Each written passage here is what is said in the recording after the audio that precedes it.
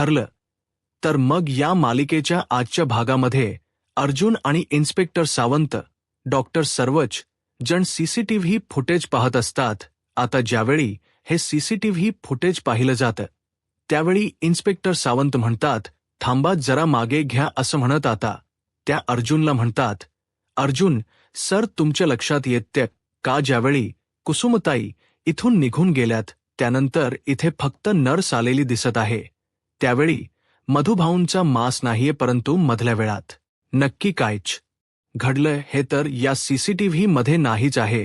अर्जुन म्हणतो, एक्झॅक्टली मला सुद्धा हेच म्हणायचंय. मग नक्की मधल्या वेळेत काय घडलं, मधलं सीसीटीव्ही फुटेज कुठे आहे? याचा अर्थ हे सगळं काही एडिट केलं गेलं. तर आता अर्जुनच्या सगळ्याच गोष्टी लक्षात येतात. तर इन्स्पेक्टर सावंत म्हणू लागतात, अर्जुन सर आता या सगळ्या गोष्टी आपल्याला व्यवस्थित लक्ष घालून या सगळ्या गोष्टीची चौकशी करावी लागणार आहे.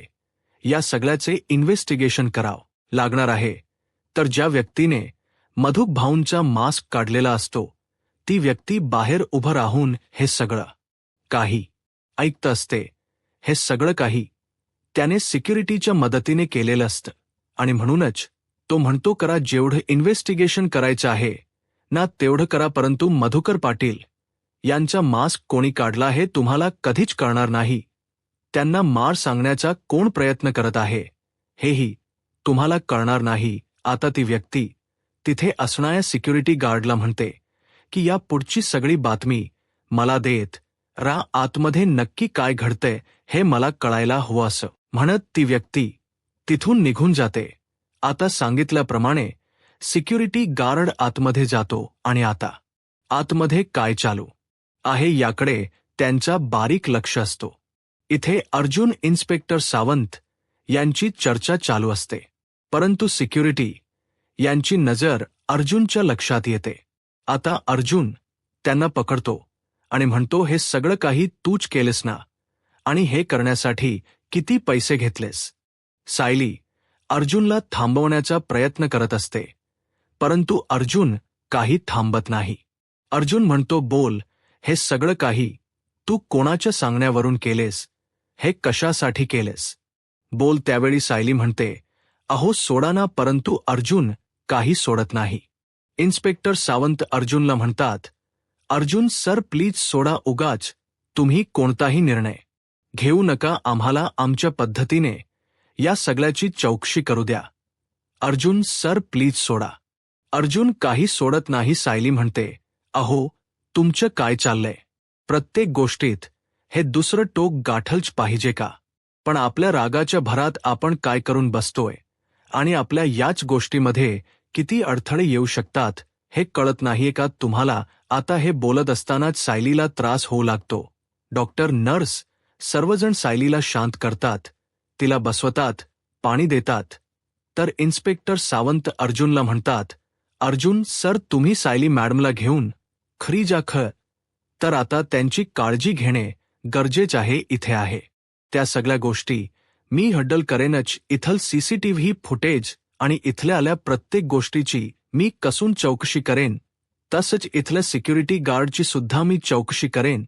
तुम्ही काळजी करू नका. आजच्याच नाही तर प्रत्येक दिवसाचं सीसीटीव्ही फुटेज मी चेक करेन आणि त्यात नक्की कोण व्यक्ती इथे येऊन गेलं हेही मी शोधून काढेनच. आणि हो, इथे मी एक कॉन्स्टेबल सुद्धा ठेवेन, त्यामुळे तुम्ही अजिबात काळजी करू नका. अर्जुन म्हणतो, बरं ठीक आहे असं म्हणत आता अर्जुन सायलीला घेऊन जाणार. तर सायली अर्जुनला म्हणते, अगोदर आपण मधुभाऊ आणि कुसुमताई यांना भेटून जाऊ. अर्जुन म्हणतो, बरं ठीक आहे.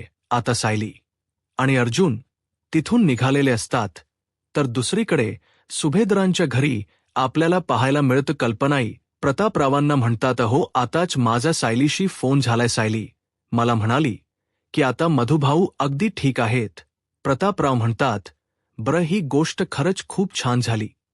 तर त्याचवेळी आता विमलताई गोलूला घेऊन येतात.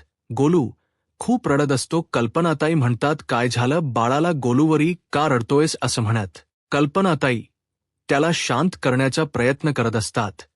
तर आता अश्विन म्हणतो, काय झाले गोलूला? गोलू एवढा का रडतोय प्रतापराव म्हणतात.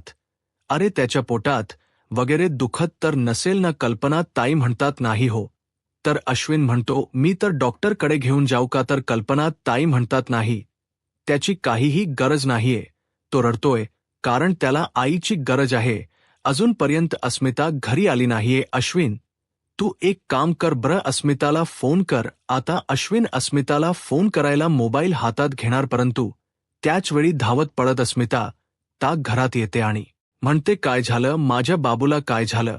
माझ्या गोलूला? असं म्हणत ती त्याला जवळ घेते आणि अगदी मायेनेच त्याच्या डोक्यावरून हात फिरवत म्हणते काय झालं? माझ्या गोलूला? मम्माला उशीर झाला यायला. सॉरी बाबू सॉरी असं म्हणत ती त्याला शांत करते. तर आता कल्पनाताई म्हणतात अस्मिता. तर अस्मिता म्हणते मम्मा मला यायला. तर कल्पनाताई म्हणतात अस्मिता आता काहीही बोलू नकोस, अगोदर त्याला रूममध्ये घेऊन जा आणि शांत झोपव. कल्पनाताई खूप चिडलेले असतात. अस्मिता म्हणते हो हो अस्मिता, आता गोलूला रूममध्ये घेऊन जाते. तर इकडे कल्पनाताई प्रतापरावांना म्हणतात अहो आता तरी आपल्याला अस्मिताशी बोलायलाच हो, तिचं काय चाललंय हे तिला विचारायलाच हो. प्रतापराव म्हणतात हो आपण बोलू तिच्याशी. अश्विन म्हणतो काय चाललंय म्हणजे? तर आता घडलेला सर्व प्रकार कल्पनाताई अश्विनला सांगू लागतात. आता मात्र अश्विनला सुद्धा काहीच कळत नसतं. अश्विनला सुद्धा अस्मिताची आणि गोलूची काळजी वाटत असते. तर दुसरीकडे अर्जुन आणि सायली घरी यायला निघालेले असतात, परंतु सायली आणि अर्जुनच्या डोक्यातून विचार काही जात नसतात. सायली अर्जुनला म्हणते मला खरंच खूप भीती वाटते. मला अगोदर वाटायचं की हॉस्पिटलमध्ये तरी मधुभाऊ सेफ असतील, परंतु तिथे सुद्धा त्यांच्या जीवाला धोका आहे. तिथे सुद्धा कोणीतरी त्यांना मारण्याचा प्रयत्न केलाय, कोणीतरी त्यांचा जीव घेण्याचा प्रयत्न केलाय. हे सगळं कोणी का केलं असेल आणि कशासाठी? तर अर्जुन सायलीला म्हणतो की मी सुद्धा तोच विचार करतोय. तर सायली अर्जुनला म्हणते मला पक्की खात्री आहे की हे सगळं काही महिप्तच काम असणार, कारण मधुभाऊंमुळे साक्षीचं संपूर्ण आयुष्य उद्ध्वस्त झाले ना, त्याचंच तो सूड घेत असेल. अर्जुन म्हणतो नाही, महिप्त आता जेलच्या बाहेर आलाय, त्यामुळे तो एवढी मोठी रिस्क तर नाहीच घेणार. तर सायली म्हणते नागराज आणि प्रिया जेलमध्ये राहून असं काहीतरी करत असतील असं मला नाही वाटत आहे. मग हे नक्की कोणी केलं असेल? सायली आणि अर्जुन विचार करत असतात, परंतु त्यांना काहीच कळत नसतं की नक्की हे सगळं काही कोणी केलंय. आता दोघेही एकत्रच विचार करतात आणि एकत्रच म्हणतात साक्षी आणि सचिन. तर आता अर्जुन म्हणतो करेक्ट. आता इथे मात्र ज्या व्यक्तीने हे सगळं काही घडवून आणलेलं असतं ती व्यक्ती सायली अर्जुनच्या मागावरच असते. त्या व्यक्तीची गाडी त्यांच्या मागावर असते.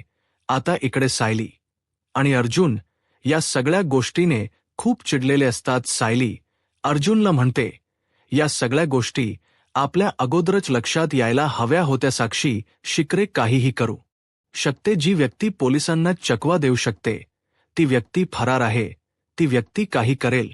आणि आता साक्षी फरार आहे याचा अर्थ ती इथेच कुठेतरी जवळपास आहे आणि आता तेच मधुभाऊंच्या जीवावर उठली आहे.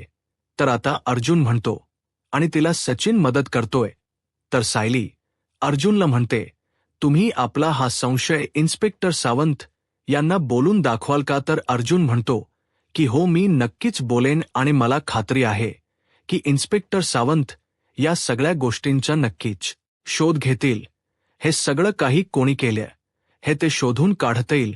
आता सायलीला प्रतिमा हत्यांचा फोन आलेला असतो. सायली म्हणते प्रतिमा हत्यांचा फोन असं म्हणत सायली फोन उचलते आणि म्हणते हो हो प्रतिमा हत्या, आम्ही येतच आहोत, वाटेतच आहोत, जवळच आलोय, हो येतो असं म्हणत सायली फोन ठेवते. तर आता सायली अर्जुनला म्हणते की प्रतिमा आते आपली वाट बघतायत, लवकर चला. आता सायली आणि अर्जुन इथे किल्लेदारांच्या घरी निघालेले असतात, परंतु ती व्यक्ती मात्र अजूनही सायली अर्जुनच्या मागावरच असते. तर दुसरीकडे सुभेदारांच्या घरी आपल्याला पाहायला मिळतं की सर्वजण एकत्र जेवणासाठी बसलेले असतात. तर आता अस्मिता, कल्पना ताईंना विचारते, मम्मा अग स्मित खूप रडत होता काग? तर कल्पना ताई म्हणतात, मग मी तुला काय सांगते अस्मिता, अगं एवढ्या छोट्या बाळाची आई जर तासनतास त्याच्यापासून दूर गेली तर ते बाळ रडणारच ना, त्याला आईची आठवण येणारच ना. तर आता अस्मिता म्हणते, अगं मम्मा मी हिरवी कुठे जाते सांग ना ग, जरा काम होतं म्हणून मला 2 दिवस बाहेर जावं लागतंय. तर प्रतापराव म्हणतात, जावं लागतंय म्हणजे असं काय कंपल्शन आहे सांग ना अस्मिता. तुला आता अस्मिताला काय सांगावं काहीच कळत नाही.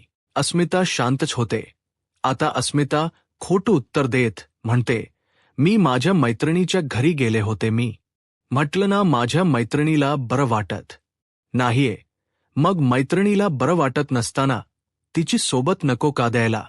तर कल्पना ताई म्हणतात, अगं पण मी म्हटलं होतं ना की मी गोलूला घेऊन तुझ्या सोबत येते. तर आता अश्विन म्हणतो, हे बघ अस्मिताई, पुढचे काही महिने तरी गोलूला तुझी गरज आहे. त्यामुळे तू जिथे जाशील तिथे तुझ्यासोबत गोलू सुद्धा असला पाहिजे. तर अस्मिता म्हणते, मला सगळं काही कळते पण खरंच एवढी गरज नसती तर मी खरंच बाहेरही गेले नसते. तर कल्पनाताई अस्मिताला म्हणतात, आता कानाला खडा लावायचा, आता इथे तिथे जायचा, कुठेही प्लॅन करायचा नाही, विचारही करायचा नाही. आणि हो जावंच लागलं तर गोलूला सोबत घेऊन जायचं, कारण आई करता गोलू रडतोय हे पाहून मला नाही आवडत. त्याची ती अवस्था मी नाही पाहू शकत. आता सर्वजण जेवत असतात आणि त्याचवेळी अस्मिताला एक मेसेज आलेला असतो. आता हा मेसेज म्हणजे अस्मिताला इंटरव्ह्यूसाठी बोलवण्यात आलेलं असतं. आता इंटरव्ह्यूचा मेसेज आला हा पाहून अस्मिता खुश होते, पण ती विचार करत म्हणते, आता इतकं सगळं घडलंय तरी सुद्धा मी उद्या घराबाहेर कशी पडू, या सगळ्यांना मी काय सांगू. अस्मिता या सगळ्या गोष्टीचा विचार करत असते आणि त्याचवेळी अर्जुन खरी येतो. तर प्रतापराव म्हणतात, अरे अर्जुन ये, असं म्हणत आता प्रतापराव अर्जुनला म्हणतात, मधुभाऊ कसे आहेत? तर अर्जुन म्हणतो, ठीक आहेत, आलो मी, फ्रेश होऊन आलो. असं म्हणत अर्जुन आता फ्रेश होण्यासाठी निघून जातो. तर दुसरीकडे किल्लेदारांच्या घरी आपल्याला पाहायला मिळतं, इथे सुद्धा सर्वजण जेवणासाठीच बसलेले असतात, परंतु सायलीचं मात्र जेवणात अजिबातच लक्ष लागत नसतो. तिला सतत हॉस्पिटलमधील प्रसंग आठवत असतो. सायलीने आपलं मन मधुभाऊ समोर व्यक्त करण्याचा प्रयत्न केलेला असतो, प्रश्नांची उत्तर शोधण्याचा प्रयत्न केलेला असतो, परंतु सायलीच्या हाती मात्र काहीच लागलेलं नसतं. सायली म्हणते, माझं मधुमंशी बोलणं झालंच नाही, आता मला कसं कळेल, माझ्या प्रश्नांची उत्तर कशी मिळतील, या सगळ्या गोष्टींचा सायली विचार करत असते. प्रतिमा आत्या पाहतात तर सायलीने अजून जेवणाला सुरुवातही केलेली नसते आणि म्हणूनच कल्पनाताई सायलीला म्हणतात, सायली अगं तू जेवत का नाहीयेस? तर सुमन काकू म्हणतात, या दिवसात तर 2 घास जास्तीचे जाळे लावेत. पण सायली थोड सुद्धा जेवली नाहीयेस. प्रतिमात्या म्हणतात, सायली बाळा अगं काय झालंय? रविराज सर म्हणतात, सायली काही झालंय का बाळा, बोल ना. आता सायलीच्या डोळ्यात नकळतच अश्रू येतात. तर हे सगळं काही रविराज सर पाहतात. यावेळी रविराज सर म्हणतात, एवढ्या छोट्या गोष्टीवरून जर हिच्या डोळ्यामध्ये अश्रू येत असतील तर नक्कीच हिच्या मनामध्ये काहीतरी गोष्टी साठल्यात आणि त्या तिला बोलायचे आहेत. सायलीला आता रविराज सर अगदी वडिलांप्रमाणे म्हणतात, सायली अगं तुझ्या मनात जे काही असतील, ज्या काही गोष्टी असतील, त्या सगळ्या काही बोलून मोकळी हो. तुझं मन मोकळं कर सायली बाळा. आता सायली आपल्या मनाशीच बोलत म्हणते, मी माझ्या मनातील ही गोष्ट यांना कशी सांगू? हे गेली वर्ष, कित्येक वर्ष ज्या लेकीची अगदी आतुरतेने वाट पाहतायत, ज्या आपल्या मुलीची एवढी वाट पाहतायत, ती कदाचित मीच असू शकते. हे मी यांना कसं सांगू? तर सुमन काकू प्रतिमा आत्यांना म्हणतात, वहिनी तुम्हाला आठवतं का आपली नवी सुद्धा अस्वस्थ असायची ना, त्यावेळी सुद्धा तिला सुद्धा जेवण जायचं नाही, ती सुद्धा अशी शांत बसून राहायची. तर प्रतिमा म्हणतात, हो रविराज ज्यावेळी जास्त दिवस घरी नसायचे, त्यांना तिच्यासोबत वेळ घालवता येत नसायचा, त्यावेळी सुद्धा ती अशीच रुसायची, अशीच नाराज व्हायची आणि मग तो सगळा रुसवा जेवणावर निघायचा बाप लेकीच नातं असतंच असं म्हणत प्रतिमा हत्या आणि सुमन काकू यांनी तन्वीच्या आठवणी पुन्हा एकदा जाग्या केलेल्या असतात. आता सुमन काकू सायलीला प्रश्न करत म्हणतात, मधुभाऊंच्या बाबतीत जे काही झालं त्यामुळे तू डिस्टर्ब आहेस का सायली? त्यावेळी सायली होकार देते आणि तिचे डोळेही पाणवलेले असतात. सायलीची ही अवस्था प्रतिमा त्यांना पाहवत नसते.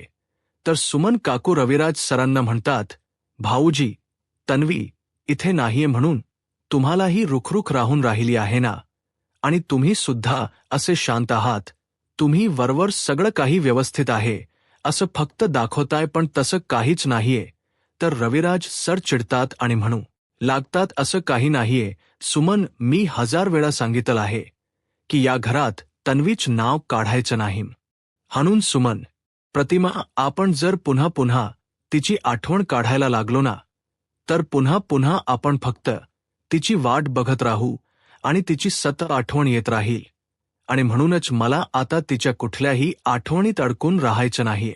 प्रतिमा आता रविराज सरांना शांत करतात आणि म्हणू लागतात, बरं, आम्ही आता कोणीही तिचा विषय काढत नाही, पण तुम्ही शांतपणे जेवा बरं. तर सायली आता प्रतिमा हत्यांना म्हणते, प्रतिमा हत्या, मला खरंच जेवण जाणार नाही, मी जरा वर जाऊन पडू का? तर प्रतिमा आत्या म्हणतात, अगं थोडंसं खा आणि झोपायला जाना, मग आराम कर. तर सायली म्हणते, नाही, नको, आता मला जेवण खरंच जाणार नाहीये, मला असं थोडंसं वेगळं वाटतंय, थोडासा आराम करावासा वाटतोय, मी थोडासा आराम करते आणि मला जर भूक लागली तर मी थंड दूध पिते, पण आता मी थोडा वेळ आराम करते. आता प्रतिमा आत्यांना काय बोलावं काहीच कळत नाही. त्यांना सायलीची काळजी वाटत असते. तर सुमन काकू प्रतिमा त्यांना समजावत म्हणतात, वहिनी, सायलीला जर अस्वस्थ वाटत असेल तर आपण तिला वर जाऊ देऊयात. तर प्रतिमा म्हणतात, बरंच ज्या. आता सायली जेवण न जेवताच तिथून निघून जाते, तिला खूप अस्वस्थ वाटत असतं. तर दुसरीकडे सुभेदारांच्या घरी आपल्याला पाहायला मिळतं. आता अर्जुन फ्रेश होतो आणि जेवणासाठी येतो. आता अर्जुनला सायली किल्लेदारांच्या घरी आहे हीच गोष्ट विसरून गेलेला असतो. हीच गोष्ट त्याच्या लक्षात नसते आणि म्हणूनच अर्जुन आवाज देत म्हणतो, बायको, चल, मला पटकन जेवायला वाढ. आणि तू जेवलीस का? नशील जेवलीस तर चल माझ्यासोबत जेवायला बस. असं म्हणत आता अर्जुन सायलीला हाका मारू लागतो. आता अर्जुनच हे बोलणं पाहून कल्पनाताई, प्रतापराव, अस्मिता, अश्विन सर्वजण अर्जुनकडे पाहतात. अर्जुन म्हणतो, काय झालंय? तुम्ही माझ्याकडे असे का पाहताय? तर अस्मिता म्हणते, अर्जुन, आता मी सायली सारखी दिसू लागलीये का? तर अश्विन म्हणतो, नाही नाही, तू नाही, आता मी सायली वहिनी सारखा दिसायला लागलोय असं मला वाटते. आता सर्वजण अर्जुनची मजा घेत असतात. अर्जुन म्हणतो, तुम्ही सर्वजण मस्करी काय करताय? म्हणजे मला बायकोशिवाय राहण्याची सवय नाहीये ना, म्हणून मी जरा असं बोललो, कारण मी विसरून गेलो होतो की माझी बायको आता प्रतिमा आत्यांच्या घरी आहे. तर प्रतापराव म्हणतात, अर्जुन, अरे, तुला बायको बायको करायची इतकी सवय झाली आहे ना की आता तर तुला तुझ्या बायकोशिवाय करमतच नाहीये. आता अर्जुन सायलीला मिस करत असतो. तर त्याच वेळी अर्जुनच्या फोनचा अलार्म असतो. तर कल्पना ताई अर्जुनला म्हणतात, हे बघ, तू जरी विसरलास ना तरी तुझा हा मोबाईल सतत तुला सायलीची आठवण करून देत राहील. तर आता अस्मिता म्हणते, बरं झालं, आमच्या मोबाईलमधील अलार्म तरी बंद केले आहेत. तर प्रतापराव म्हणतात, हो ना, पण बाय द वे, हा अलार्म कशासाठी होता? तर आता अर्जुन म्हणतो, माझ्या बायकोची झोपण्याची वेळ झाली आहे, 1 मिनिट, ती झोपली, कमी बघतो. असं म्हणत अर्जुन फोन करायला घेतो. तर अश्विन म्हणतो, वा दादा वा, म्हणजे जर आता सायली वहिनी झोपली असेल तर तू तिला कॉल करणार, उठवणार आणि तू तिला विचारणार झोपलीयस का? असं म्हणताच अस्मिता हसू लागते. आता पुन्हा एकदा अश्विन आणि अस्मिता अर्जुनची मजा घेत असतात.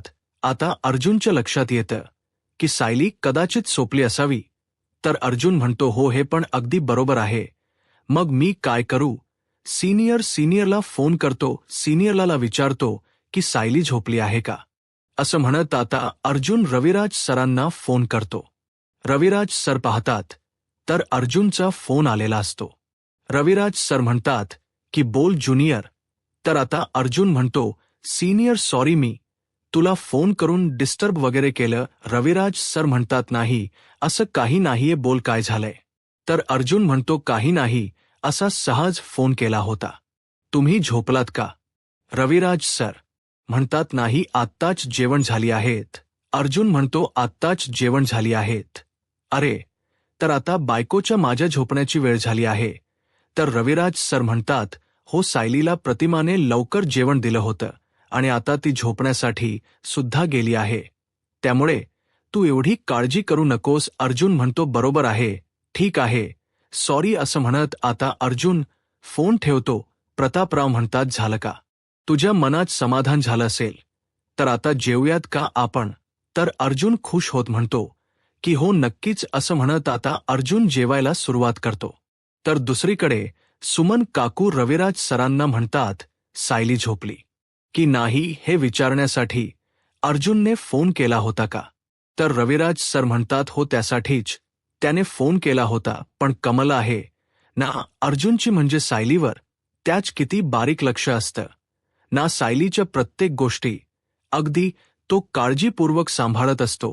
मग ती इथे असू देत किंवा मग ती तिथे असू देत पण अर्जुन काळजी करायचं काही सोडत नाही. इथे अर्जुनने काही अद्याप जेवणाला सुरुवात केलेली नसते कारण अर्जुनच्या डोक्यात तोच विचार चालू असतो. अर्जुन म्हणतो ती खरंच सोपली असेल का. सिनियर म्हणाला की त्यांची आताच जेवण झालीत. मग सायली सुद्धा आताच जेवली असेल का. आता सर्वजण अर्जुनकडे पाहत असतात. अर्जुनची बडबड मात्र चालूच असते. अर्जुन म्हणतो कदाचित तिनेच सिनियरला सांगितलं नसेल ना म्हणजे ती माझी मस्करी तर करत नसेल ना तिनेच असं सांगायला सांगितलं असेल. तर आता मात्र अर्जुनची ही बडबड ऐकून कल्पना ताईंना हसायला येतं. त्यांचं हसू काही आवरत नाही कारण अर्जुन पूर्णपणे सायलीमध्येच हरवून गेलेला असतो. तर अर्जुन म्हणतो नाही पण ती सुद्धा इथे अशी मस्करी करते ना करते की नाही म्हणजे ही सगळी काही कदाचित तिने मस्करीच केली असावी. मी एक काम करतो सिनियर खोट बोलत असेल का. तर कल्पनाताई अर्जुनला म्हणतात अरे पण रविराज भाऊजी खोट का बोलतील. अर्जुन म्हणतो ते पण आहे तो कधी खोट बोलत नाही सिनियर खोट बोलला नसेल असं म्हणत अर्जुनला काय बोलतोय त्याचं त्यालाच कळत नसतं. अर्जुन म्हणतो मी एक काम करू का मी सुमन काकूला विचारू का म्हणजे मी एकदा क्रॉस चेक करतो. कल्पनाताई म्हणतात अर्जुन म्हणतो एकदा. कल्पनाताई म्हणतात बरं ठीक आहे. आता अर्जुन सुमन काकूंना फोन करतो. सुमन काकू म्हणतात अर्जुनचा फोन. अरे बोल अर्जुन म्हणतो सुमन काकू खरंच सायली जेवून झोपली आहे का. तर आता सुमन काकू म्हणतात अरे हो आताच तुला भाऊजी म्हणालेत ना की सायली जेवण झाल्यानंतर झोपायला गेली आहे. तर अर्जुन म्हणतो हो पण खरंच ती झोपली असेल का की फक्त ती अशी पडून असेल. तर सुमन काकू म्हणतात अरे नाही मी आताच तिच्या रूममध्ये जाऊन आलीये आणि ती शांत गाढ झोपलीये. तुला विश्वास बसत नाहीये का मी तिचा आता खोटो पाठवू का तुला. असं म्हणत आता सुमन काकू अर्जुनला म्हणतात तुला मला वाटत फोटोच पाठवावा लागेल तरच तुझा विश्वास बसेल. अर्जुन म्हणतो नाही नको फोटो नको कारण फोटो काढण्यासाठी रूममध्ये जाल तिथे आवाज होईल आणि मग तिला त्रास होईल ना. तिची झोप मोड होईल आणि तिला आणि बाळाला दोघांनाही त्रास होईल नाही. खोटो अजिबात नको. आता अर्जुनची ही काळजी पाहून कल्पना ताई प्रतापराव यांना काय बोलावं काहीच कळत नाही. आता इथे सुमन काकूंना सुद्धा अर्जुनच कौतुक वाटत असतं. अर्जुन सुमन काकूंना म्हणतो बरं तुम्ही सुद्धा आराम करा गुड नाईट असं म्हणत अर्जुन फोन ठेवतो आणि म्हणतो खरंच सायली झोपली आहे. तर अस्मिता म्हणते काय अर्जुन अरे एकाने तुला सांगितलं ना की सायली झोपली आहे म्हणून आणि परत तू दुसऱ्याला कॉल करून क्रॉस चेक करतोयस का. अर्जुन काय चाललंय तुझ. अर्जुन म्हणतो नाही असं काही नाही फक्त कन्फर्म करण्यासाठी बाकी काही नाही. तुम्ही जेवा असं म्हणत अर्जुन सर्वांना जेवायला सांगतो. पण त्याच्या डोक्यात फक्त सायलीचे विचार चालू असतात. अर्जुन म्हणतो, सिनियर म्हणाला की ती जेवून झोपलीये. सुमन काकूसुद्धा तेच म्हणाल्यात की ती जेवून झोपलीये, पण तरीसुद्धा एकदा क्रॉस चेक करतो. प्रतिमा आत्यालाच कॉल करतो असं म्हणत अर्जुन आता प्रतिमा आत्यांना फोन करण्यासाठी मोबाईल हातात घेतो. परंतु आता घरातील सर्वच जण एकत्र मोठ्यानेच बोलतात की आता गप्प जेव. आता मात्र अर्जुन भानावर येतो आणि घाबरूनही जातो. आता अर्जुन म्हणतो, हो जेवतोय ना, पण ती झोपलीय की नाही आता कल्पनाही. ज्यावेळी मोठे डोळे करून अर्जुनकडे पाहतात त्यावेळी मात्र अर्जुन निमूटपणे जेवायला सुरुवात करतो. जेवण झाल्यानंतर आता अर्जुन झोपण्यासाठी जातो, परंतु त्याला काही झोप लागत नसते. अर्जुनला सतत सायलीची आठवण येत असते. तो सायलीला खूप मिस करत असतो आणि म्हणूनच अर्जुन त्याच्या मोबाईल मधील सायलीचा फोटो पाहत असतो. आता अर्जुनला ते सर्व क्षण आठवतात ज्यावेळी सायलीने आनंदाची बातमी सांगितलेली असते आणि सायली अर्जुनला विचारते, म्हणजे तुम्ही तुमच्या बाळात स्वागत करताय ना? तर अर्जुन बेडवर उभा राहत म्हणतो, मी तर खूप मोठं सेलिब्रेशन करणार, अख्ख्या जगाला ओरडून सांगणार आहे की मी आता बाप होणार आहे. सायली अर्जुनला थांबवण्याचा प्रयत्न करत असते, परंतु अर्जुनचा आनंद काही गगनात मावत नसतो. अर्जुन सायलीला खूप मिस करत असतो. त्याने सायली सोबत घालवलेले प्रत्येक क्षण त्याला आठवतात. सायलीने दिलेली आनंदाची बातमी आणि त्यानंतर अर्जुनने घेतलेली काळजी, हे सर्व क्षण त्याला आठवत असतात. आता अर्जुन पुन्हा एकदा सायलीच्या उशीकडे पाहतो. उशी मात्र तशीच रिकामी असते, कारण त्या उशीवर झोपण्यासाठी सायली तिथे नसते आणि आता अर्जुनला सायलीची खूप आठवण येत असते. आता अर्जुन उशीलाच आपली बायको सायली समजत असतो आणि किस करत म्हणतो, माझी गोड बायको, खरं सांगू का, मी माझ्या बायकोला सायली, अग तुला खूप मिस करतोय, खूप मिस करतोय सायली. अगं तुझ्याशिवाय ही फक्त खोलीच नाही तर माझं आयुष्य सुद्धा रिकामी आहे. हे बोलत असताना सुद्धा अर्जुनच्या डोळ्यात सायली विषयीच प्रेम आणि अश्रूही असतात. अर्जुन हट्टाला पिटलेला असतो आणि म्हणतो, मला आत्ता तुला भेटायचंय, आत्ता मला तुला बघायचं आहे. मी आता जाऊन सायलीला भेटू शकतो, म्हणजे मी सिनियरच्या घरी तर कधीही जाऊ शकतो. असं म्हणत आता अर्जुन एवढ्या रात्री सायलीला जाऊन भेटायचं ठरवतो, तिला बघायचं ठरवतो. तर येणाऱ्या पुढील भागामध्ये आपल्याला पाहायला मिळतं प्रतिमा हत्या. आता सायलीला तन्वीची ड्रॉइंग बुक दाखवतात आणि म्हणतात, हे तन्वीने या घरात काढलेलं हे शेवटचं चित्र आहे. आता ते चित्र पाहिल्यानंतर सायली अस्वस्थ होते. ते चित्र तिच्यासाठी ओळखीच वाटत असतं. तर दुसरीकडे आपल्याला पाहायला मिळतं की सचिन आता प्रियाला भेटण्यासाठी इथे जेलमध्ये आलेला असतो. तर प्रिया सचिनला म्हणते, मी अश्विनी सुभेदार याच्या बाळाची आई होणार आहे. आता बोल, ही बातमी जर सुभेदारांच्या घरात कळाली तर मग काय होऊ शकतं? तर दुसरीकडे सायली आता आश्रमात गेलेली असते आणि त्या भिंतीवर काढलेलं चित्र सायली पाहते. तर त्यावेळी कुसुमताई सायलीला म्हणतात, मधुभाऊ सांगत होते की हे चित्र तू लहान असताना काढलं होतं. आता सायली त्या चित्राकडे पाहते तर छोट्या तन्वीचा तिला भास होतो. ती तिच्या समोर उभी आहे असं सायलीला जाणवत असतं. सायली आता त्या तन्वीला आवाज देत म्हणते, कोण आहेस तू? तू मला सतत अशी का दिसतेस? सतत मला तुझे भास का होतायत? असं म्हणत सायली आता तिलाला प्रश्न करू लागते. आता या प्रश्नाचं उत्तर सायलीला मिळेल का आपणच तन्वी आहोत हे सायलीला कळेल. यूट्यूब चॅनलला सबस्क्राईब करा आणि व्हिडिओ लाईक करा. धन्यवाद.